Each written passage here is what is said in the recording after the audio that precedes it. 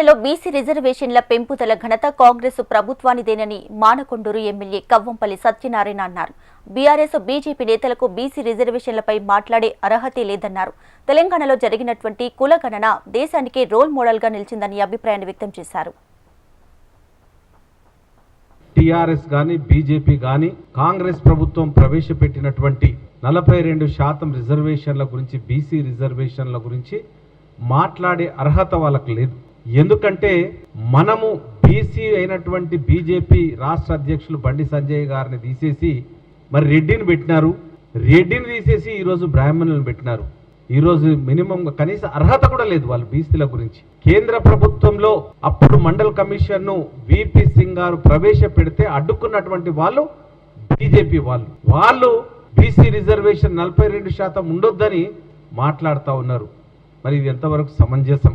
మరి బీసీ మంత్రాన్ని బీసీ యొక్క కులగణన ఎవరి వాటా వాళ్ళకి ఇవ్వాలన్న దృక్పథంతో చిత్తశుద్ధితో కాంగ్రెస్ పార్టీ ఉండడం, దానికి అనుగుణంగానే బీసీ కులగణన జరిగింది. దాని ప్రకారమే ఈరోజు 42% రిజర్వేషన్లు ఇవ్వాలని ఆర్డినెన్స్ కూడా గవర్నర్ గారికి పంపించడం జరిగింది. మరి పంపించిన తర్వాత ఆయన ఏజీ సలహా కూడా తీసుకోవడం జరిగింది.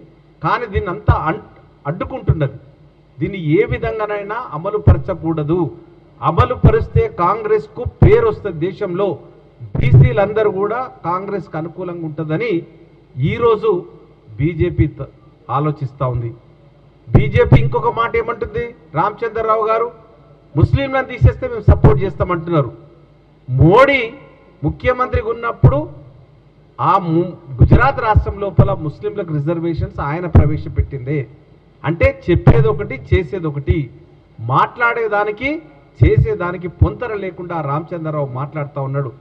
రామచంద్రరావును ఒకటి నేను కోరుతా ఉన్నా, నీ యొక్క బీజేపీ పాలిత రాష్ట్రాల లోపల ముస్లింలకు ఎప్పుడెప్పుడు రిజర్వేషన్స్ కేటాయించిండ్రు, దాంట్లో ఎవరెవరు ఉన్నారు ఇది చూసుకొని మాట్లాడాలని చెప్తా ఉన్నాను. సామాజికంగా ఆర్థికంగా వెనుకబడినటువంటి కులం ఏదన్నా ఉన్నదంటే ముస్లింలు ఉన్నారు. ఈరోజు వాళ్ళకు ఉపాధి లేకుండా అరటిపళ్ళ బండ్లు, పంక్చర్ దుకాన్లు, బఠానీలు, పిప్పర్మెంట్లు అమ్ముకుంటూ బ్రతుకుతూ ఉన్నారు.